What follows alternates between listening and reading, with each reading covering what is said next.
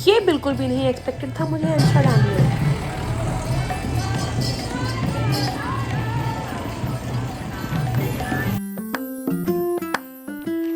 Welcome to another vlog. Netherlands day 2 में आपका स्वागत है। तो चल दिए हैं बैचलर्स की नगरी को एक्सप्लोर करने के लिए, यानी कि जा रहे हैं एम्स्टर्डम सिटी। जैसे कि आपको दिख रहा है स्टेशन पे आना कितना इजी है और ट्रेन फिगर आउट करना नेदरलैंड्स में काफ़ी इजी है। और मेरी यहाँ से 40 मिनट्स की जर्नी है। मैं ट्राम ले रही हूँ, 40 मिनट्स में पहुँच जाऊँगी और फिर करेंगे हम सिटी को explore. So here is my tram, let's board it. पहुँच गए हैं एम्स्टर्डम और स्टेशन से एग्जिट करते ही हमें दिख गया स्टारबक्स। तो हम लोग कॉफ़ी पीने लग गए हैं और खा रहे हैं cheese cake. I love cheese cake. And train यहाँ पे बिल्कुल ईजी है, बस की तरह है। एंड मेट्रो एग्जैक्टली इंडिया की तरह है, कोई कन्फ्यूजन नहीं है। It's very simple to find out. And this is the Amsterdam Central station. तो सिटी घूमने के लिए आपको सीधे यहीं पहुंचना है। और जैसे ही आप एग्जिट करेंगे आपको सामने ये बहुत प्यारा सा व्यू मिलेगा, जहाँ पे लेक है, यहाँ पे सिटिंग एरिया है, स्टेयर्स बनी हुई हैं। मैंने अपनी कॉफ़ी लेकर के मैं यहाँ के बाहर बैठ गई थी और मैंने आधा घंटा सुकून से बिताया यहाँ पे। एम्स्टर्डम की सड़कों पे घूमते हुए हम लोग, अभी तक कुछ मुझे से डिफरेंट वाइब तो नहीं आई है, बट पार्टी सिटी है। मे बी शाम तक 4 चांद लग जाए रौनक में।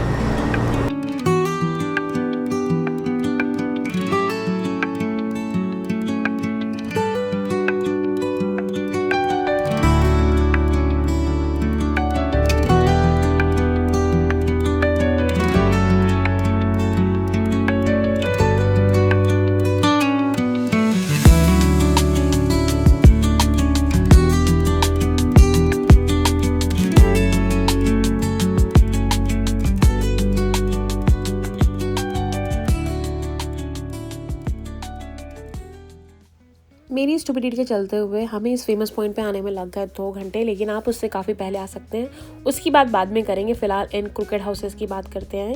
ये है लीनिंग बिल्डिंग्स। इनके आर्किटेक्चर में कुछ लोचा हुआ और ये अपनी जगह से खिसक है। अगर आप देख पा रहे हैं तो ये बिल्डिंग थोड़ी सी टेढ़ी मेढ़ी है और इस वजह से ये काफ़ी फेमस है। यहाँ पे लोग आते हैं इन्हें देखने के लिए और यहाँ पे पिक क्लिक कराते हैं। मुझे अलग ही चुल थी, मुझे ये देखना था कि ये सन सेट के टाइम पे कैसे लगेगा। तो मैं यहाँ पे से बाद में देखने दोबारा आई, जो कि वर्थ है कि कुछ ऐसे दिखते हैं। और जो वाटर में इनका रिफ्लेक्शन आता है उससे तो इसकी खूबसूरती में 4 चांद लग जाते हैं। और इसकी जो पिक्स आती है उसके बाद यहाँ पे सुपर अमेजिंग।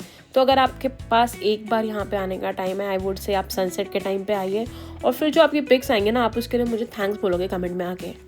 अब बात करते हैं मेरी स्टुपिडिटी की। ये है लीनिंग बिल्डिंग एंड इसके जस्ट राइट साइड में है एम्स्टर्डम सेंट्रल स्टेशन। मैंने इसके बैक साइड से एग्जिट कर दिया था, जिसके सामने रिवर व्यू था।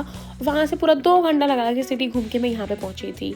अगर आप मेरी तरह बेवकूफ़ी नहीं करेंगे और सही जगह से एग्जिट करेंगे तो जस्ट इन 5 मिनट आप एम्स्टर्डम सेंट्रल पहुँच जाएंगे, जहाँ पे मैक्सिमम चीज़ें घूमने के लिए हैं। मैंने Amsterdam centre bye walk explore किया था, क्योंकि उसका भी अपना ही एक अलग मज़ा है। और जैसे जैसे शाम होने लग जाती है वैसे वैसे काफ़ी रौनक होने लग जाती है, काफ़ी भीड़ होने लग जाती है, काफ़ी लाइटिंग वगैरह हो जाती है। तो आपको पूरी वाइब आने लग जाएगी। जैसा मुझे दिन में लग रहा था कि बहुत ही डल है, कुछ डिफरेंट नहीं है, बट जैसे ही शाम होती है आपको समझ में आने लग जाता है कि आप एम्स्टर्डम में हैं। और यहाँ पे बहुत डिफरेंट तरह के एक्सपीरियंस है जो आप ले सकते हैं। यहाँ पे बहुत सारे म्यूज़ियम्स हैं, बहुत सारे कैफ़ेज़ हैं। यहाँ पे बहुत सारी ऐसी चीज़ें होती हैं जो अलग कंट्रीज़ में लीगल नहीं है, बट यहाँ पे हैं। तो आप उनका एक्सपीरियंस लेना चाहें तो ले सकते हैं। एंड इसके अलावा जिस चीज़ के लिए ये एम्स्टर्डम फेमस है वो है red light area. Red light area में photography and videography is not allowed. अगर आप करेंगे और अगर आप पकड़े जाते हैं तो बहुत मोटा फाइन देना पड़ेगा आपको। एंड ये जो आपको विंडोज़ दिख रही हैं जिनमें रेड कर्टन पड़े हुए हैं, इन्हीं में शाम के टाइम पे जब ये एरिया ओपन होता है आपको सेक्स वर्कर्स दिखेंगे। जहाँ यहाँ पे बिज़नेस होता है जिसमें गवर्नमेंट का पूरा इन्वॉल्वमेंट है, पूरा कंट्रोल वे में सारी चीज़ें होती हैं।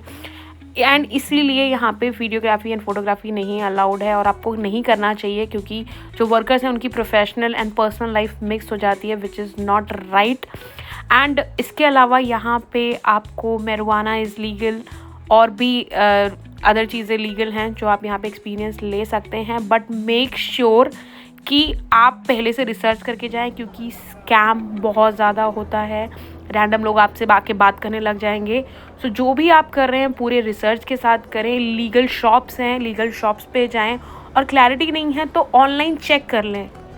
Amsterdam is different in many ways. जो एक्सपीरियंस आपको यहाँ मिलेंगे वो यूरोप के किसी और कंट्रीज़ में नहीं मिलेंगे। इसके अलावा यहाँ पे डेजर्ट बहुत अच्छा मिलता है, बहुत डिफरेंट वैरायटीज़ का मिलता है, और इन डेजर्ट शॉप पे आपको marijuana की ब्राउनीज़ भी मिलेंगी जिन्हें आप ट्राई कर सकते हैं, बट अगैन केयरफुल होकर ट्राई करें। पूरा रेड लाइट एरिया घूमने के बाद हम स्टेशन पे आ गए, क्योंकि स्टेशन के जस्ट साथ में ही है लॉकर रूम जहाँ पे हमने अपना लगेज रखा हुआ था। तो अगर आपने होटल चेक इन नहीं किया है और आपके पास सामान है, आप फ्री होके सिटी घूमना चाहते हैं, तो आप लगेज रूम में अपना सामान रख सकते हैं। एम्स्टर्डम का जो लॉकर है वो काफ़ी बड़े हैं। 10 यूरो में आपको स्मॉल लॉकर मिल जाता है जिसमें आपका काफ़ी सारा सामान आ जाएगा। इस तरह की मशीन्स लगी हुई हैं यहाँ पे, जिसमें आपको, हम डिपॉजिट कर चुके हैं, हम पिकअप करने आए हैं, तो इस तरह से एंट्री करनी है। और इस तरह से यहाँ पे बहुत सारे लॉकर्स हैं, किसी में भी अपना लगेज रख सकते हैं। एंड यहाँ पे सब कुछ सेल्फ चेक इन है। And this is our small luggage area जिसका 10 यूरो का टिकट है।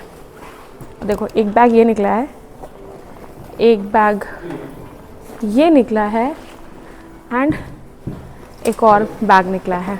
ये इतना डीप है तो सफिशेंट है ये आप लोगों के लिए। इतना सामान था इस बैग में, इस लॉकर में। तो इसी वीडियो के साथ में ख़त्म हो रहा है हमारा एम्स्टर्डम और नेदरलैंड्स का ट्रिप।